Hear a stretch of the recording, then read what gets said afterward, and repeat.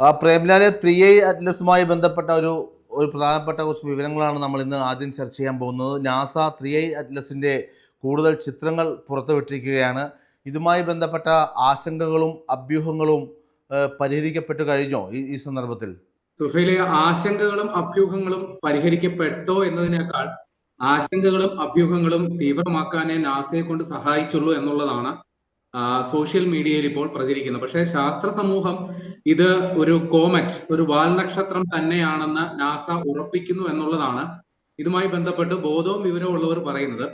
പക്ഷേ സോഷ്യൽ മീഡിയയിലുള്ളവർ പറയുന്നത് നാസ ബോധപൂർവം എന്തോ മറച്ചു വെക്കുന്നു എന്ന അടിവരയിട്ടാണ് അവർ സമർത്ഥിച്ചുകൊണ്ടിരിക്കുന്നത്.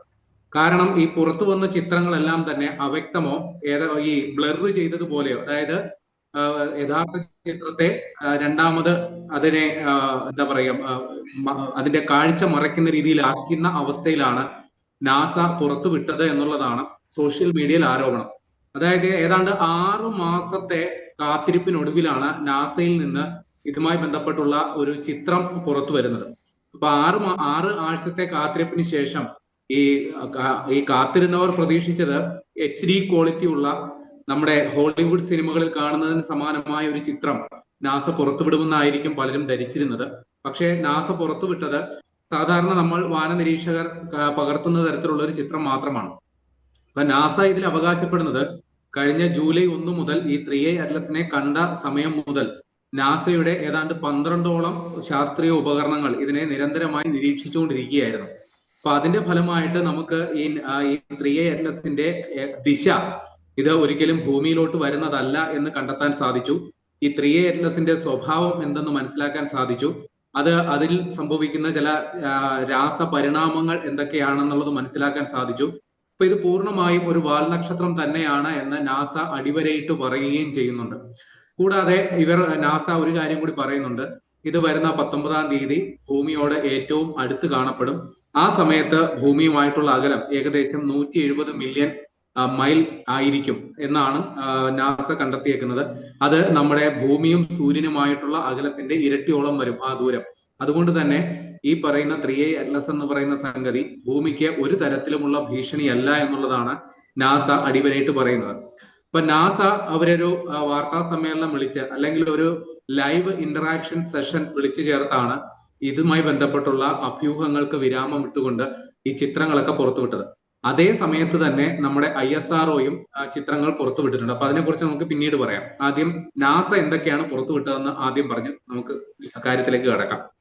അതായത് നാസയുടെ 12ഓളം ഉപകരണങ്ങൾ, അതിൽ പ്രധാനപ്പെട്ടത് ഈ ചൊവ്വ നിരീക്ഷണ പേടകങ്ങളാണ് ഏറ്റവും വലിയ നിരീക്ഷണ സംഗതി ഉള്ളത്. കാരണം കഴിഞ്ഞ ഒക്ടോബർ ആദ്യവാരം, ഒക്ടോബർ 1 മുതൽ 4 വരെ, അല്ലെങ്കിൽ ഒക്ടോബർ 1 മുതൽ 9 വരെയുള്ള സമയത്താണ് ഈ 3i അറ്റ്ലസ് ചൊവ്വയുടെ ഏറ്റവും അടുത്ത് കാണപ്പെട്ടത്. ചൊവ്വയിൽ നിന്ന് ഏകദേശം 17 മില്യൺ കിലോമീറ്റർ അകലെ ആണ് ഇത് കാണപ്പെട്ടത് എന്നുള്ളതാണ് ഔദ്യോഗിക സ്ഥിരീകരണം. അപ്പൊ അവിടെ സ്ഥാപിച്ചിട്ടുള്ള പെർസെവറൻസ് റോവർ, അതിന്റെ മാസ് ക്യാം ഇസഡ്, അതായത് ചൊവ്വയില് അവിടെ ഇറങ്ങിയിട്ടുള്ള അവിടുത്തെ പര്യവേഷണ പേടകം, അതിന്റെ പേരാണ് പെർസെവറൻസ് റോവർ. റോവർ എന്ന് പറഞ്ഞാൽ ചൊവ്വയിൽ ഇപ്പോൾ നിരങ്ങി നീങ്ങിക്കൊണ്ടിരിക്കുന്ന ഒരു വാഹനമാണ്. അപ്പൊ അതിൽ ഘടിപ്പിച്ചിരിക്കുന്ന മാസ് ക്യാം എന്ന് പറയുന്ന ക്യാമറ ഉപയോഗിച്ച് ഒക്ടോബർ 4-ന് 3i അറ്റ്ലസിന്റെ ചിത്രം നാസ പകർത്തിയിട്ടുണ്ട്. കൂടാതെ മാവൻ എന്ന് പറയുന്ന മറ്റൊരു നിരീക്ഷണ സംഗതി വെച്ച്, അതിന്റെ മുഴുവൻ പേര് മാർസ് അറ്റ്മോസ്ഫിയർ ആൻഡ് വോളറ്റബിൾ ഇവല്യൂഷൻ എന്നാണ്. ഇത് ഒരു നിരീക്ഷണ പേടകമാണ്. ഇതിന്റെ നമ്മുടെ 3i അറ്റ്ലസിന്റെ അൾട്രാ വയലറ്റ് ദൃശ്യങ്ങൾ ഒക്ടോബർ 9-ന് പകർത്തിയിട്ടുണ്ട്. പിന്നെ ഹൈറൈസ് എന്ന് പറയുന്ന മാർസ് റിക്കൺസിയൻസ് ഓർബിറ്റർ. അപ്പൊ ഈ ഹൈറൈസ് എന്ന് പറയുന്ന ക്യാമറയിൽ നിന്ന് ഏറ്റവും മികച്ച ദൃശ്യങ്ങൾ കിട്ടുമെന്നായിരുന്നു ആളുകളുടെ പ്രതീക്ഷ. കാരണം ഈ ചൊവ്വയെ ചുറ്റിത്തിരിയുന്ന ഈ പേടകം ഇതിനോടകം തന്നെ ചൊവ്വയുടെ ഇതുവരെ കിട്ടാത്ത തരത്തിലുള്ള ദൃശ്യ മികവയോടെയുള്ള ചിത്രങ്ങൾ ഭൂമിയിലേക്ക് ഇതിനോടകം അയച്ചിട്ടുണ്ട്. പക്ഷെ ഈ ഹൈറൈസ് പകർത്തിയ ഒക്ടോബർ 2-ന് പകർത്തിയ ചിത്രം, അപ്പൊ ഈ ചിത്രം പുറത്തുവിടണമെന്ന് ആവശ്യപ്പെട്ടുകൊണ്ടാണ് ഈ അന്യഗ്രഹ ജീവി സിദ്ധാന്തം ഉന്നയിക്കുന്ന അവിലോക് പോലെയുള്ള ശാസ്ത്രജ്ഞന്മാർ വലിയ വിവാദമൊക്കെ സൃഷ്ടിച്ചത്. ഹൈറൈസ് ഒക്ടോബർ 2-ന് പകർത്തിയ ചിത്രം എന്തുകൊണ്ട് പുറത്തുവിടുന്നില്ല എന്നൊക്കെയാണ് അദ്ദേഹം ചോദിച്ചത്. അപ്പൊ നാസ ഈ ഹൈറൈസ് പകർത്തിയ ചിത്രങ്ങൾ ഇപ്പോൾ പുറത്തുവിട്ടിട്ടുണ്ട്. ആ ചിത്രം കാണുമ്പോൾ നമുക്ക് അത്ര വലിയ കൗതുകമൊന്നും തോന്നുന്നില്ല. ഒരു വെള്ള പൊട്ട് പോലെ അന്തരീക്ഷത്തിൽ കാണപ്പെടുന്ന ഒരു വസ്തുവായിട്ടാണ് 3A അറ്റ്ലസിനെ ഹൈറൈസും ചിത്രീകരിച്ചിരിക്കുന്നത്. അപ്പോ ഇത് ഈ സമയത്ത് ചിത്രീകരിച്ച സമയത്ത് ഈ 3A അറ്റ്ലസ് ചൊവ്വയിൽ നിന്ന് അല്ലെങ്കിൽ ഈ ഹൈറൈസ് എന്ന പേടകത്തിൽ നിന്ന് ഏതാണ്ട് 19 മില്യൺ കിലോമീറ്റർ അകലെയാണ് കാണപ്പെട്ടത്. പിന്നെ അടുത്ത ഒരു സംഗതി, നാസയുടെ തന്നെ സ്റ്റീരിയോ എന്ന് പറയുന്ന ഒരു പേടകം, അതായത് സോളാർ ടെറസ്ട്രിയൽ റിലേഷൻസ് ഒബ്സർവേറ്ററി എന്നാണ്. അത് സെപ്റ്റംബർ 11 മുതൽ ഒക്ടോബർ 2 വരെ ഈ 3A അറ്റ്ലസിന്റെ ചിത്രങ്ങൾ പകർത്തിയിട്ടുണ്ട്. ഇനിയുള്ള ചിത്രങ്ങളെല്ലാം പകർത്തിയത് ഈ സൂര്യനെ നിരീക്ഷിക്കാൻ വേണ്ടി വിന്യസിച്ച പേടകങ്ങളാണ്. അത് യൂറോപ്യൻ സ്പേസ് ഏജൻസിയുടെയും നാസയുടെയും സംയുക്ത സംരംഭമായ സോഹോ, അതായത് സോളാർ ആൻഡ് ഹീലിയോസ്ഫെറിക് ഒബ്സർവേറ്ററി എന്നുള്ള ഒരു പേടകമാണ്. ഇത് ഒക്ടോബർ 15 മുതൽ 26 വരെയുള്ള സമയത്തെ ചിത്രങ്ങൾ പകർത്തിയിട്ടുണ്ട്. കൂടാതെ സോളാർ ഒബ്സർവിംഗ് ഫ്ലീറ്റ് എന്ന് പറയുന്ന സ്റ്റീരിയോ എ, അതായത് ഈ നേരത്തെ ഞാൻ പറഞ്ഞ സൂര്യനെ നിരീക്ഷിക്കാൻ വേണ്ടി നിരീക്ഷിച്ച ഒരു പട തന്നെ ഉണ്ട്. അതാണ് സോളാർ ഒബ്സർവിംഗ് ഫ്ലീറ്റ് എന്ന് പറയുന്നത്. അതായത് നിരവധി പേടകങ്ങൾ സൂര്യ നിരീക്ഷണത്തിന് വേണ്ടി വിന്യസിച്ചിട്ടുണ്ട്. അതിൽ ഒന്നിന്റെ പേര് സ്റ്റീരിയോ എ എന്നാണ്, മറ്റൊന്ന് സോഹോ, മറ്റൊന്ന് പഞ്ചർ. ഇവരെല്ലാരും തന്നെ സെപ്റ്റംബർ 28 മുതൽ ഒക്ടോബർ 10 വരെ ഈ 3A അറ്റ്ലസിന്റെ ചലനം, നേരത്തെ ഉള്ളതൊക്കെ നിശ്ചല ദൃശ്യങ്ങളാണെങ്കിൽ ചലിക്കുന്ന ദൃശ്യങ്ങളെല്ലാം ഈ പേടകങ്ങൾ പകർത്തിയിട്ടുണ്ട്. ഇത് ഭൂമിയിൽ നിന്ന് ആ സമയത്ത് 3A അറ്റ്ലസ് 231 മില്യൺ കിലോമീറ്റർ അകലെ നിൽക്കുമ്പോഴാണ് ഈ ചിത്രീകരണം നടന്നത്. കൂടാതെ നാസയുടെ തന്നെ ലോറി എന്ന് പറയുന്ന ഒരു ഇമേജർ, അതും ഈ ചിത്രം പകർത്തുന്നത് സെപ്റ്റംബർ 16-ന് 3A അറ്റ്ലസിന്റെ ഒരു ചിത്രം പകർത്തി. പിന്നെ സൈക്കി എന്ന് പറയുന്ന മറ്റൊരു ക്യാമറ സെപ്റ്റംബർ 8 മുതൽ 9 വരെയുള്ള ദിവസങ്ങളിലും ചിത്രങ്ങൾ പകർത്തിയിട്ടുണ്ട്. അപ്പൊ ഇതെല്ലാം ഹൈ റെസൊല്യൂഷൻ ചിത്രങ്ങളാണ്. ഇത് ഏകദേശം അകലം കണക്കാക്കുന്നത് 33 മുതൽ 240 വരെ മില്യൺ മൈൽ അകലെ നിന്നുള്ള ചിത്രങ്ങളാണ് പകർത്തിയതെന്ന് പറയുന്നു. ഇനി നിർണായകമായ സംഗതി ഡിസംബറിലാണ് നടക്കുന്നത്. നമ്മൾ ഇതുവരെ അന്തരീക്ഷത്തിൽ സജ്ജീകരിച്ചിട്ടുള്ള ടെലസ്കോപ്പുകളിൽ ഏറ്റവും ശക്തമായ ക്യാമറയുള്ള നിരീക്ഷണ സംവിധാനമുള്ള ടെലസ്കോപ്പാണ് ജെയിംസ് വെബ്. അത് വരുന്ന ഡിസംബറിൽ 3A അറ്റ്ലസിന്റെ ചിത്രം പകർത്തും എന്നാണ് നാസ ഇപ്പോൾ പറയുന്നത്. അപ്പോ 3A അറ്റ്ലസിന്റെ കുറെ കൂടി മികവാർന്ന ചിത്രങ്ങൾ ജെയിംസ് വെബ് പുറത്തുവിടും എന്നുള്ളതാണ് മനസ്സിലാക്കേണ്ടത്.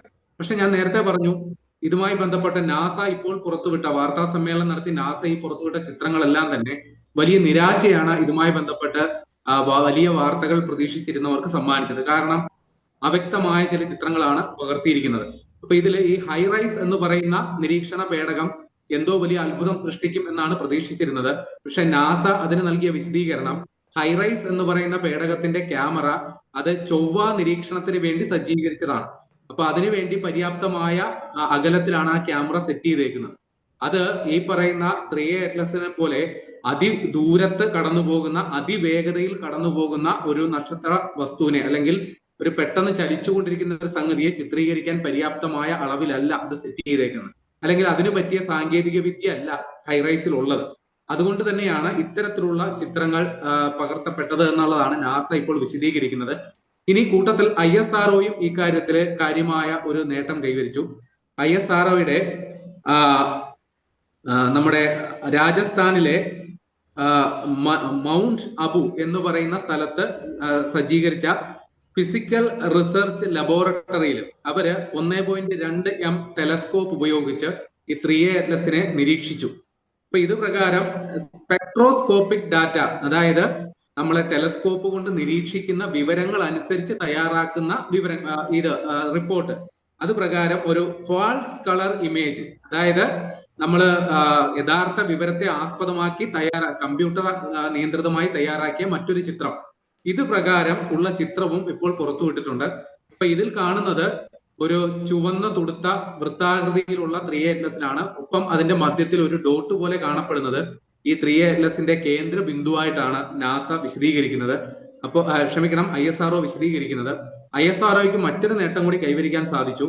ഈ 3A അറ്റ്ലസ് എന്തുമാത്രം വാതകമാണ് പുറന്തള്ളിക്കൊണ്ടിരിക്കുന്നത്, വലിയ തോതിൽ കാർബൺ പുറന്തള്ളുന്നു എന്നുള്ളതാണ് പഠനങ്ങൾ തെളിയിക്കുന്നത്. അപ്പൊ ഇതിന്റെ ഒരു അനുപാതം 3:3:25 എന്ന അനുപാതത്തിലാണ് കാർബൺ ബഹിർഗമനം അല്ലെങ്കിൽ വാതക ബഹിർഗമനം നടക്കുന്നത് എന്നുള്ളതും അവർ പറയുന്നുണ്ട്. അതേപോലെ ഇത് വലിയൊരളവിൽ വാതകം പുറന്തള്ളുന്നു. അതുകൊണ്ടാണ് ഇതിന്റെ ചുറ്റിലും വലിയൊരു പ്രഭാവലയം കാണപ്പെടുന്നത് എന്നും ISRO ഇപ്പൊ സ്ഥിരീകരിക്കുന്നുണ്ട്. ഇപ്പൊ ഈ മൗണ്ട് അബു എന്ന് പറയുന്നത് നമ്മുടെ രാജ്യത്തെ ഏറ്റവും ഉയരത്തിൽ സ്ഥിതി ചെയ്യുന്ന ഒരു നിരീക്ഷണ സംവിധാനമാണ്. ഏതാണ്ട് സമുദ്രനിരപ്പിൽ നിന്നും 6680 മീറ്റർ ഉയരത്തിലാണ് നമ്മുടെ മൗണ്ട് അബു നിരീക്ഷണ സംവിധാനം ISRO സജ്ജീകരിച്ചിരിക്കുന്നത്.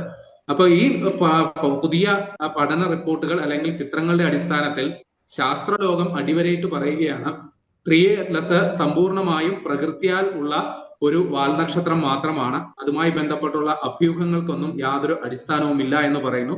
പക്ഷെ അവർ പുറത്തുവിട്ട തെളിവുകൾ അല്ലെങ്കിൽ ചിത്രങ്ങൾ ഇതുമായി ബന്ധപ്പെട്ട് വലിയ എന്തൊക്കെയോ സംഗതികൾ പുറത്തു വരും എന്ന് പ്രതീക്ഷിച്ച് കാത്തിരുന്നവർക്ക് വലിയ നിരാശ സമ്മാനിച്ചു എന്നുള്ളതും വാസ്തവമാണ്.